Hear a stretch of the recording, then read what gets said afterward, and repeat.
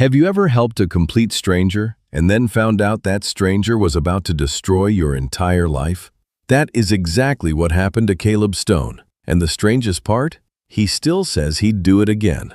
Evelyn Harrington was standing at the glass wall of her Chicago penthouse, wine in one hand, phone in the other, whispering to the rain outside like she'd forgotten anyone could hear. "I'd genuinely rather fake a fever than walk into that restaurant tonight." She wasn't sick, she was scared. There's a real difference, and somewhere underneath all that polished composure, she knew it. Easter was 2 days away. Below her, somewhere in the amber glow of the city, 180 people were counting on her to close the most important deal of her career. The Harrington Luxury Motors flagship showroom, a prime downtown corner lot that only came around once in a generation. She had worked toward it for 3 years. She was days from the finish line. The only thing standing between her and that property was a stubborn little garage called Stone's Auto Repair, and the man who refused to sell it. Evelyn had built her company from nothing, after losing both parents 4 years ago, one after the other, in the same gray January, as though that month had simply decided to take everything at once. Since then, the company had become her whole world, her alarm clock, her Sunday dinner, her reason to keep going. But along the way, without quite noticing, she had stopped laughing, stopped letting people in.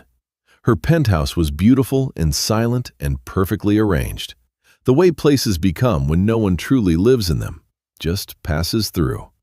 No photos on the refrigerator, no second coffee mug in the dish rack, just marble countertops and city light, and a woman who had become very good at being alone and was very, very tired of it.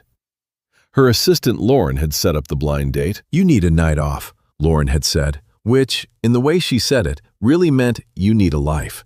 Evelyn had agreed mostly to end the conversation. Across the city, far from the penthouse, far from the glass and marble and quarterly projections, a man named Caleb Stone was on his knees in a small apartment above an old garage, helping his 6-year-old daughter Riley button her jacket. Riley grabbed both sides of his face like she was steadying a melon. "Daddy, stones don't break promises." She delivered this with the full gravity of a federal judge. "You promised to smile more this year." Caleb kissed her hair. He smelled like motor oil and coffee and something warm underneath all of it. "I promise," he said quietly, "even if I don't fully believe a blind date can change anything." Riley considered this, decided it was acceptable, let go of his face. He stood up and took his keys from the hook by the door. On that same hook hung his late wife's old cardigan, soft, unwashed, untouched for 3 years. There was a small ink stain on the left sleeve, from a pen that had leaked in her pocket. He had never moved it. Some things you leave exactly where they are, because moving them feels like agreeing to something you're not ready to agree to yet. He headed out into the Good Friday rain. At 7:05 that evening, Evelyn's Mercedes died on a dark stretch of road. Rain on the windshield, hazard lights blinking orange in the drizzle. The roadside assistance line told her, 2-hour wait. Then headlights cut through the rain, an old pickup truck. A man stepped out with his hands raised, palms forward, so she could see them. Unhurried, calm, no drama about it. "You okay? I'm a mechanic. I can take a look." He noticed her hand shaking from the cold, handed her his worn work gloves before he even touched the hood. Just like that. No explanation, no ceremony. He popped the hood and got to work, in the quiet, efficient way of someone who is very good at something and feels no need to announce it. 12 minutes later, the alternator was patched. He wiped his hands on an old shop rag and waved off her offer of payment. "Have a good Easter weekend," he said, with a small, unhurried smile. "Don't let a broken car ruin your night." They exchanged a few words, about kids, about long weeks, about nothing in particular, no names. He glanced at his watch. She noticed he was already late somewhere and that he didn't seem bothered by it, the way only people who have learned to put others first don't seem bothered by that kind of thing. She followed his taillights all the way to Evergreen Cafe. Neither of them knew yet. The man who had just fixed her car for free, The one she couldn't stop thinking about on the drive over was the same man she had been quietly dreading for weeks. And he had absolutely no idea that the woman he'd helped in the rain was the person whose company was scheduled to demolish his garage in 48 hours. What happens when two strangers walk into the same restaurant and realize they were never strangers at all? Stay with us, because this story is just getting started. The host at Evergreen Cafe had a clipboard, a cheerful smile, and absolutely no awareness of the collision he was about to cause. "Stone?" he said, scanning his list. "And Harrington?" They looked at each other. Then, at the exact same moment, in the exact same breath, they both started to say it. "You're the one who—" They stopped, stared, and then Evelyn Harrington, CEO of Harrington Luxury Motors, a woman who could not remember the last time she had laughed without a reason, started laughing, right there in the doorway, rain still damp in her hair, while the host held his clipboard like it might eventually explain things. Caleb put a hand over his eyes. "Oh no." "Oh yes," she said. They took a corner booth. The restaurant was dressed for Easter, ceramic bunnies on the windowsills, a wreath of spring flowers above the hostess stand, the kind of cheerful decorating that looks like it was done by someone's grandmother and is therefore exactly right. Caleb picked up the menu and set it back down. "I'll be honest," he said. "I pictured CEO Harrington as a 60-year-old woman yelling at mechanics." Evelyn raised an eyebrow. "That's oddly specific." "I've met a few people who yell at mechanics." She laughed again, shorter, more surprised. "I pictured my blind date as a guy in a blazer checking his expensive watch every 10 minutes. I don't own a blazer," he paused, "or a watch worth checking." He said it simply, without apology or embarrassment. Something about that settled quietly in her chest. She picked up her menu. They stayed in that booth for 2 hours. Here is what you need to understand about Caleb Stone before the rest of this story makes sense. He was the kind of man who noticed things, not just names and faces. He noticed what mattered to people. That week, he had fixed a car for an elderly woman named Dorothy. She couldn't cover the labor charge. She had been trying to get home in time for Easter dinner with her grandchildren. He refused her money, then spent 20 minutes making sure she knew which route would be clear of construction. Dorothy had cried a little. Caleb had pretended not to notice and quietly handed her a paper napkin. He didn't tell Evelyn that story to impress her. She had simply asked how his week went, and that was honestly the best part of it. When he finished telling it, Evelyn went quiet. Not the polite kind of quiet where you are waiting for your turn to speak. The other kind. The kind where something lands somewhere deep and you are not sure what to do with it yet. She found herself thinking about her own calendar for the week. Back-to-back meetings, contract reviews, acquisition briefings. Not one moment marked, "Stop and help someone who needs it." "You do that a lot?" she asked. "Help people without asking for anything back?" He looked at her like it was a strange question. "Doesn't everybody?" She didn't answer.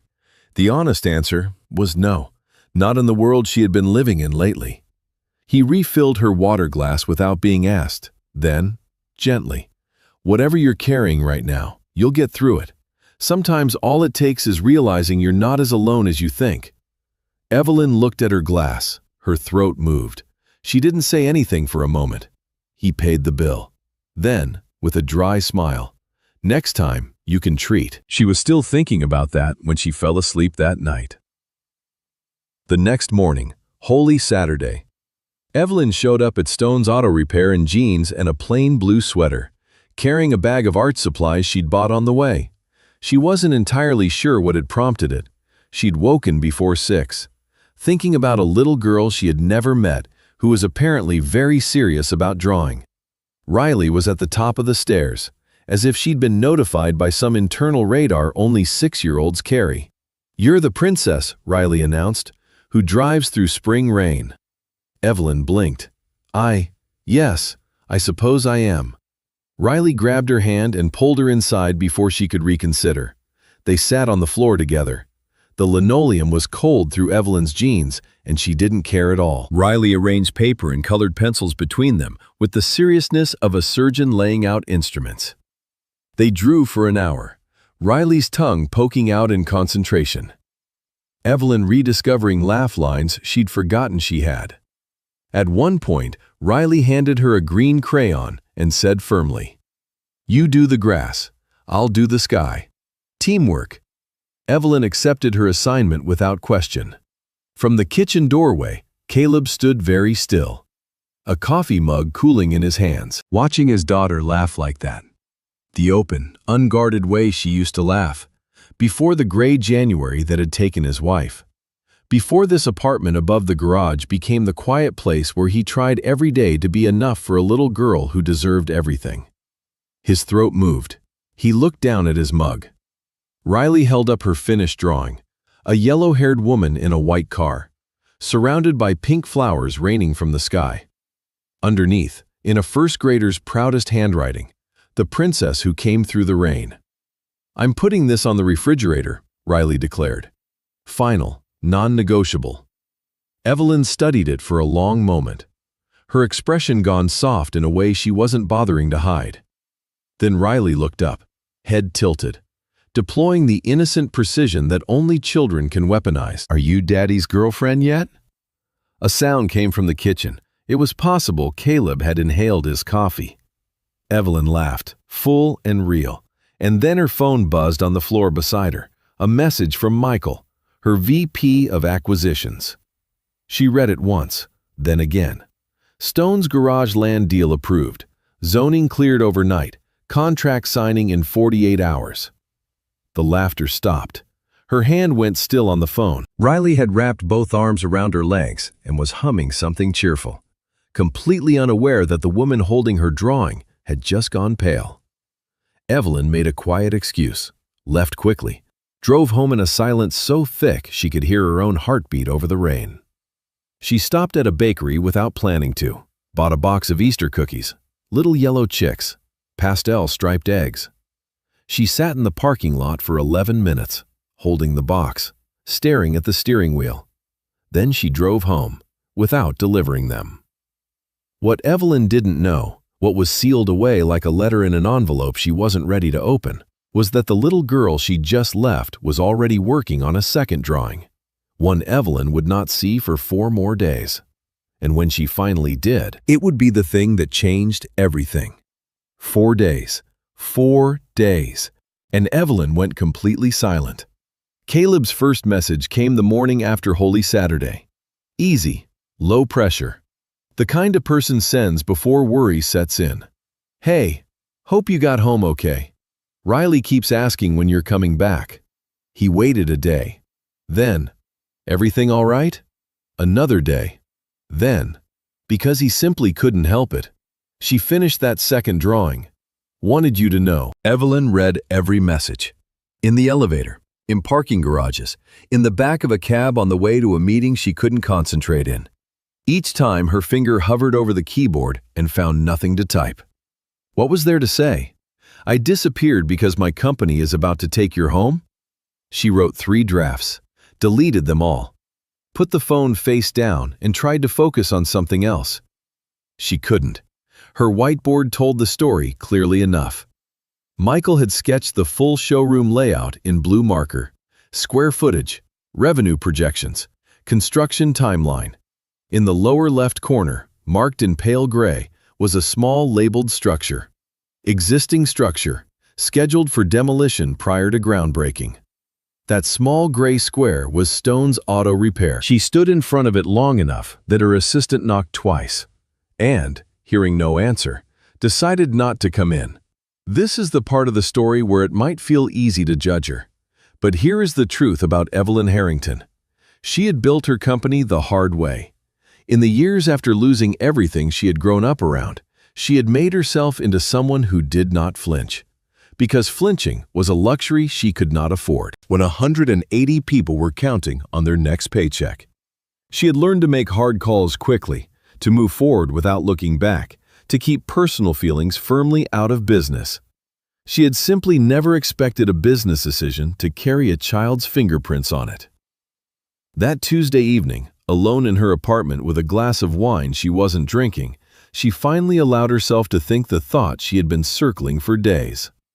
"I used to believe," she said quietly to the empty room, "that people in certain jobs had just settled, given up on wanting more. I carried that assumption the way you carry something without examining it, until someone forces you to put it down and look at it." She had been carrying it for years. She was looking at it now. "I was wrong," she told the room. "And I don't know yet what to do about being wrong." She didn't have long to sit with it. The next morning, her office door opened without a knock. Lauren, Caleb's younger sister, who had made the introduction and was now clearly regretting nothing except perhaps the timing, walked in. Her voice was controlled in the way that only people protecting someone they love can manage. "Riley cried herself to sleep 2 nights in a row," Lauren said. "She thinks you left because her drawing wasn't good enough." Evelyn opened her mouth. Nothing came out. Lauren set something on the desk, a piece of folded construction paper.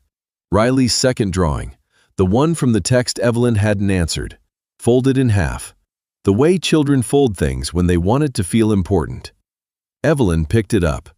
On the front, in crayon, 3 figures holding hands in front of a building with stones written across it in pink. Easter eggs on the ground, a smiling sun in the corner. She opened it. Inside, in the careful, effortful handwriting of a child pressing very hard because she wants it to last, "My Easter wish, please don't leave us, and please don't take Daddy's garage." Evelyn sat down. She had not been sitting before. Her legs simply required it. There was a small smudge in the corner where the crayon had slipped, the kind that happens when small hands press too hard out of feeling. Evelyn's thumb moved over it without her meaning it to. Lauren didn't say another word. She didn't need to. Late that night, past 11, long after she should have been asleep, Evelyn drove to the garage. She didn't plan to. She simply found herself there. The way you sometimes find yourself standing in the kitchen at midnight without remembering the walk downstairs. Through the front window she could see the orange glow of the work lamp. Caleb on the old sofa. Riley curled against his side, a blanket tucked to her chin. An open coloring book on the coffee table. 2 crayon nubs. A half-eaten sleeve of crackers. The kind of scene no one photographs because it seems too small to save, and is therefore, somehow, the most important kind. The soft spring rain came down quietly against the glass. Evelyn sat in her car with the engine off and let the tears come. Not quickly, not while looking away, just let them come. And she said something to the inside of the car that she had not said out loud to anyone. "What am I doing?" Not a question, a reckoning. He did one thing, one simple, generous thing, and I've been sitting here deciding to take everything from him. She called Michael. "We can't move forward on that property." Silence. Then Michael's voice came back, measured first, then sharp. "Evelyn, 180 employees, their families, their benefits, their livelihoods. We are 3 days from closing. You want to walk away for one garage?" She stared at the dark window above the bay doors. There was no answer that didn't cost something, save the company she had built, the jobs that depended on it, or protect the small, ordinary life of a man who had helped her without asking for a single thing in return. Those 2 things sat on opposite sides of a scale, and the scale would not balance. She drove home without an answer. The next morning she went back, not to go inside, just to stand across the street in the shadow of the building and watch. Caleb was under the hood of an old Ford truck, an elderly man beside him, talking quietly with his hands in his pockets. After a while, Caleb closed the hood. The man reached for his wallet. Caleb shook his head. One hand up, a small, easy smile. The old man blinked, then nodded. Then took Caleb's hand in both of his and held it for a moment before letting go. He drove away in a truck that had not been running 40 minutes ago. Evelyn pressed her back against the cold brick wall across the street and stayed very still, One word had been sitting in her mind since the night before, and it was sitting there still. Unconditional. That was what she kept watching. That was what she had stopped believing existed. That was what was standing on the other side of the street, wiping its hands on a shop rag and heading back inside without any idea it was being watched at all. What she did not yet know, what only the next 48 hours would reveal, was that the decision she had been dreading would not arrive the way she expected. It would arrive in a hotel parking garage, at the worst possible moment, with a $10 million deal on the line, and only one person on earth who could save it. She called him on a Thursday morning. Not a text, a real call. The kind people make when they have finally run out of words that fit in a message. Caleb answered on the third ring. He didn't say, "Where have you been?" Didn't say, "Riley keeps asking." Didn't say anything that would have been fair to say. He just said, quietly, "Hey." That single word cost him something. She could hear exactly what it cost. "Can we meet?" she said. "The three of us. Evergreen Cafe. Tonight." She arrived first. She brought a manila folder and set it on the table, then covered it with both hands, like a woman who had done the hard work and was not yet sure she had the nerve to show it. She had been awake since 4 in the morning, not over the numbers, which she had known for weeks, but working up the honesty to mean what was inside. Caleb came in with Riley on his hip. Riley spotted Evelyn across the room and announced, "Princess," at a volume that turned heads at 2 nearby tables. He set Riley down, stood across from Evelyn. His jaw was set, hands still at his sides. The posture of a man who has learned to stay steady because a small child is always watching him for cues. "I owe you an explanation," Evelyn said. "You don't owe me anything." "Caleb," she held his gaze. "Please let me do this." He sat. She opened the folder and slid it across the table. Revised architectural drawings, the showroom layout, reworked. In the lower left corner, the small gray square that had once been marked demolition now carried a different label. Stone's Auto Repair, ground floor, permanent partner tenant. He looked at the drawings, didn't touch them. "We build around your garage," she said. Her voice was level and careful. And then it wasn't. "Stone's Auto Repair stays on the ground floor. We run the partnership 50-50. What you do, real, skilled, honest work. And what I do, together." She paused. "Not for the image, not for the press angle, though I'll admit it's a good story, because you helped me when I needed it most, and I want to use whatever I have to protect what matters most to you." Riley was drawing on the back of a children's menu with a purple crayon, completely focused, entirely in her own world. Caleb studied the drawings for a long moment. "I don't want to be a burden to you," he said quietly.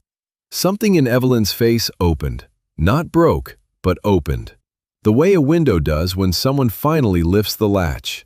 "You are not a burden," she said. Her voice was unsteady now, and she didn't try to smooth it.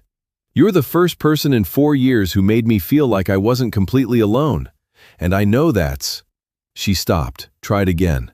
"I know that's a lot to say to someone who just helped a stranger on the side of the road."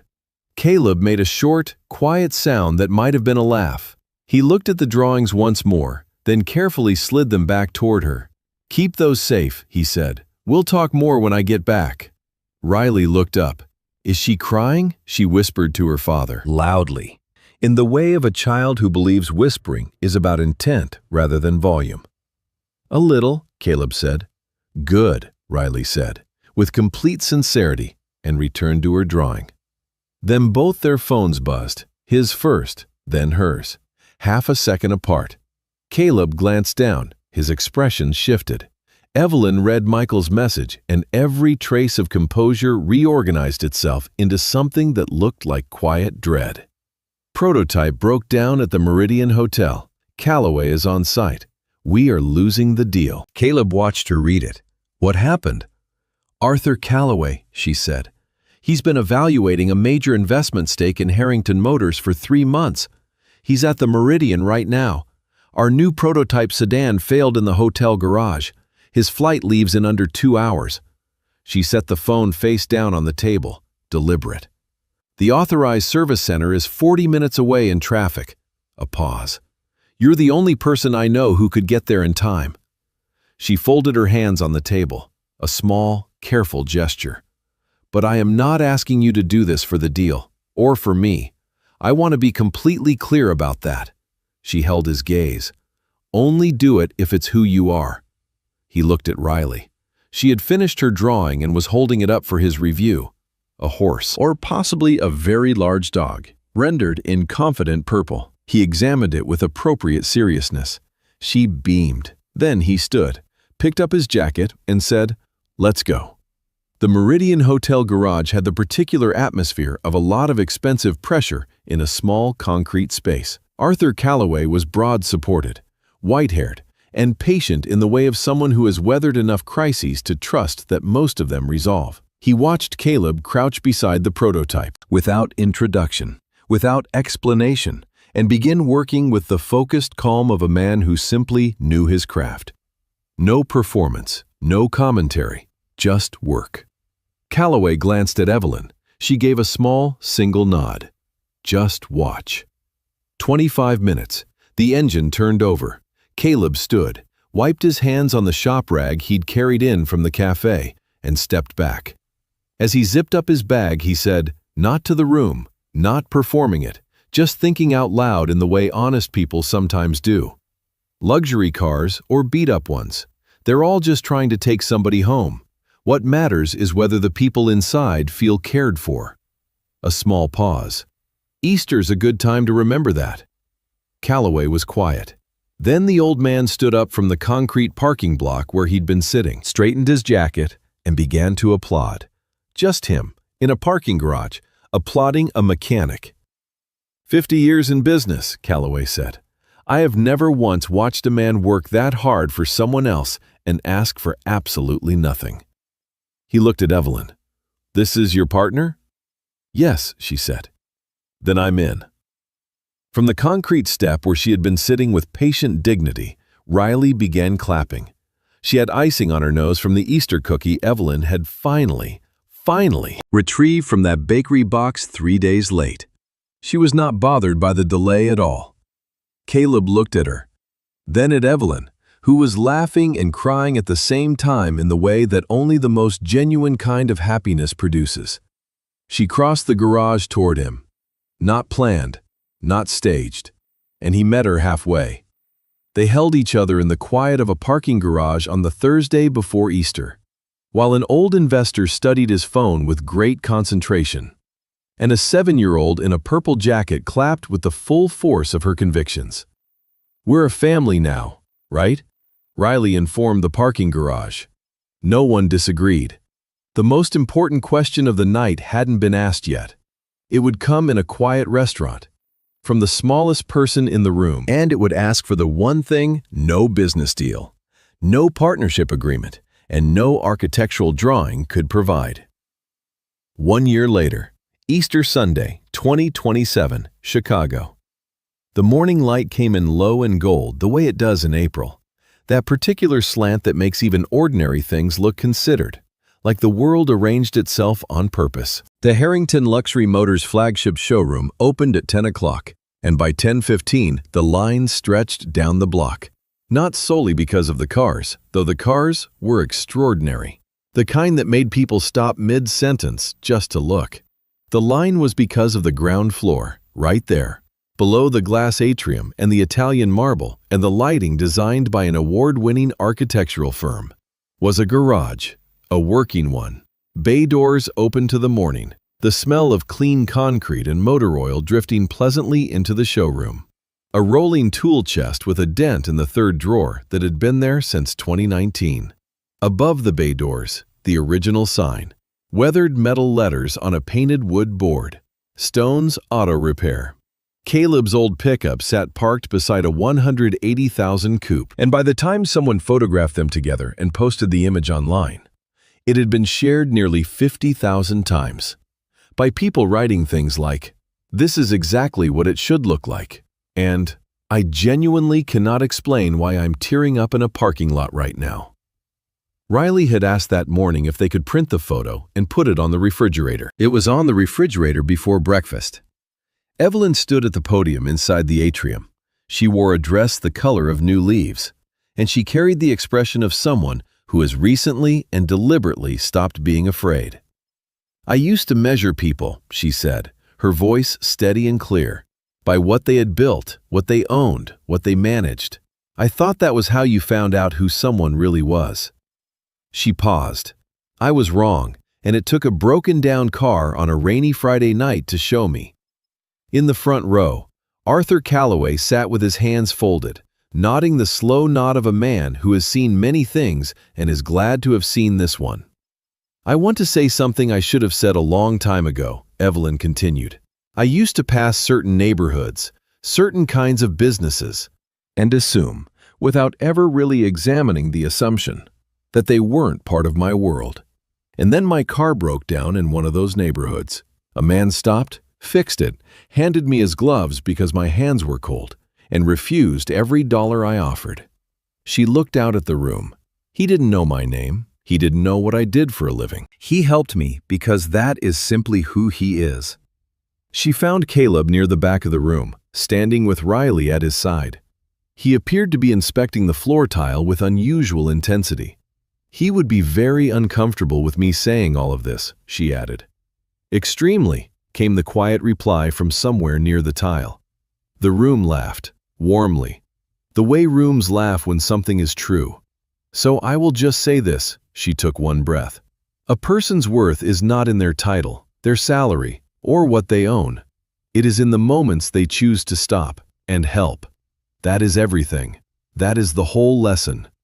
Afterward, after the ribbon and the handshakes and the local news crew filming the two signs together, the three of them walked back to Evergreen Cafe. The same corner booth. Easter bunnies back on the windowsills, new spring flowers above the hostess stand. Because every year, someone put them there. The host recognized them immediately, led them to the corner booth without asking, with the quiet ceremony of someone who understands they are a small part of a larger story. Riley slid in and began sorting sugar packets by color, with the dedication of someone running a small but important operation. She looked up at Evelyn, with the focused patience of a child who has been thinking something through very carefully and is now ready to present her findings. "My Easter wish this year," she said, in the tone of someone placing a formal order, "is to have a mom." She aligned a pink packet beside a yellow one. "Can you make that happen?" The table went quiet in a particular way, the kind where everyone is suddenly, acutely present. Caleb reached slowly into his jacket pocket. His hand was not entirely steady. He drew out a small box, the one that Riley had been carrying in her coat for the past 4 blocks, because she had known, and had been constitutionally incapable of keeping it to herself. She had also told the host on the way in. He was watching from across the room with his clipboard pressed to his chest. Caleb didn't stand. He shifted in the booth to face her fully, his voice low and unhurried. "Evelyn Harrington, you saved my garage. You saved my heart." He glanced at Riley, who had both hands pressed over her mouth, sugar packets abandoned. "And you became the family this little girl has been dreaming of her whole life." He looked back at Evelyn. "Will you marry us?" She looked at him, at the box, at Riley, whose eyes were enormous above her hands, then back at him. "Yes," she said. "Obviously, yes." Riley's hands came off her mouth, and she made a sound of pure joy, loud enough that the couple by the window startled, and then smiled without quite knowing why. The cafe erupted. Strangers applauded. The host pressed his clipboard to his eyes. 6 months later, in October, the wedding was held in that same cafe, closed for the afternoon to 60 people, which is the right number for a wedding that means something. Riley was the flower girl. She wore deep Easter yellow, a dress she had designed herself, with detailed specifications that included a precise sketch of how the hem was supposed to fall. The dressmaker had followed every instruction faithfully, because she recognized a vision when she saw one. At the reception, Caleb leaned close to Evelyn and said, almost to himself, "If your car hadn't broken down." "I know," she said. "If I hadn't pulled over." "I know." She turned to look at him. "But you did. That is the whole story." He smiled, the full kind, the kind that takes over the entire face, the kind Riley had once required him to practice. He had gotten very good at it, and those Easter cookies, the ones with the yellow chicks, bought and held on to and never delivered. Riley found them in the car the morning after the parking garage and ate 4 before anyone had poured coffee. She declared them the best cookies she had ever had. Evelyn agreed. Some things are sweeter for the waiting. There is one final thing this story has to offer, something quieter than everything that came before, something that might stay with you longer. Don't go anywhere. There is a thing that happens sometimes in the middle of an ordinary afternoon. You are doing something small, rolling out sugar cookie dough in the chipped red bowl your mother used, or sitting on the porch swing that still creaks the same way it did 30 years ago. Or writing a birthday card to a grandchild in Atlanta and tucking $1 inside out of pure habit. And something settles, some restless thing that has been circling in you for a long time just quietly lands. You cannot always say what changed, only that something did, and that you are grateful. That is what this story is about, underneath everything else. The following Easter, Riley's last year in first grade, Evelyn launched something she called Open Garage Day. One Saturday each month, Stone's Auto Repair opened its bays at no charge to anyone who couldn't afford a repair bill. Working families, retirees on fixed incomes, single parents with a warning light that had been on since October, and 3 kids who needed to get to school every morning. No appointment, no paperwork, no conditions. Caleb ran the bays. Evelyn handled scheduling and outreach. Riley made the signs, large, colorful, decorated with cars surrounded by crayon flowers, and took charge of returning keys to customers when their cars were done. She used both hands and a solemn expression, as though completing an official ceremony. People loved it. Several of them specifically mentioned it in their thank you notes. The first Saturday, 7 cars. The third, 14. By the following spring, there was a waiting list, and 3 mechanics from other parts of the city had called asking to volunteer. 2 brought their own tools. 1 brought a box of donuts. Riley approved of all of them, but particularly the donuts. One small act had grown into something no one had planned and no one could quite take credit for. That is usually how the good things go. Dorothy, the elderly woman Caleb had helped before that first Easter, the one who had been trying to get home in time for dinner with her grandchildren, came to the second open garage day with a slow leak in her rear tire. She didn't recognize Caleb right away. When she did, she took his hand in both of hers and held it for a moment without saying anything. Then she pressed a tin of homemade peanut butter cookies into his arms. "From my grandkids," she said. "They made it home for Easter dinner." Caleb set the tin on the break room counter and wrote on the lid with a marker, "Do not touch, very important." They were gone by noon. He did not seem surprised. Now, here is where some of you might be thinking, that is a lovely story, but it is not my story. I am not a CEO. I do not own a company or a garage. I cannot change things on that scale. And to that, gently, with all the warmth this story has carried from the very beginning, you are selling yourself short. Kindness does not require a title. It does not require a press release or an architectural drawing or a parking garage on a Thursday night before Easter. It only requires one person who decides, in a small moment, to stop. Maybe that looks like calling a neighbor whose husband passed away 6 months ago. Not on any particular occasion, just on a Tuesday, and saying, "I was thinking about you. How are you really doing?" And then actually listening to the answer. Maybe it looks like inviting the youngest grandchild over on a Saturday morning to roll out sugar cookie dough in that old chipped red bowl, with no mixer and no hurry. Just the 2 of you and the wooden rolling pin and however much flour ends up on the floor. Maybe it looks like setting one extra place at the Sunday table, even on a quiet week when no one is coming over, just to remind yourself that your home is still a home worth gathering in. That your life, even in its slower and quieter chapters, is still a life worth being fully present in. Caleb Stone would never have described himself as doing anything remarkable. He was a man who fixed things and helped people get where they were going. And in doing so, without intention, without strategy, without any design at all.